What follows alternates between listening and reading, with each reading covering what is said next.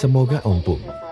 Luhut Binsar Panjaitan, Menko Marinvest RI, diberikan kesembuhan. Doa kami bersama ompong. Tuhan memberkati. Evaluasi komprehensif terkait kondisi kesehatan di Singapura.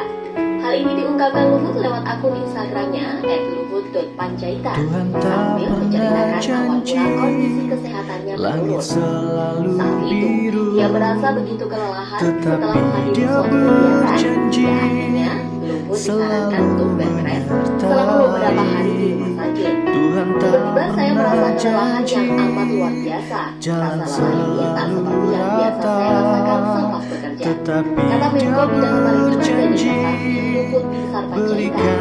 Luhut juga menerangkan bahwa dia mendapat tawaran dari senior minister pencucian untuk menjalani tahapan pemulihan di Singapura. Ia pun menerima tawaran tersebut untuk pemulihan yang lebih baik untuk kesehatannya. Di sisi lain, Luhut mengungkap rasa syukur atas banyaknya cinta, bentuk perhatian, dan doa yang terus dilakukan untuk kesehatannya. Terkhusus kepada Presiden Joko Widodo yang telah mengerahkan tim dokter kepresidenan beserta perawat untuk merawat Bapak Presiden. Terima kasih yang sebesar-besarnya terkhusus kepada Presiden Jokowi yang sudah memberikan tim dokter kepresidenan beserta perawat untuk merawat saya hingga sampai pada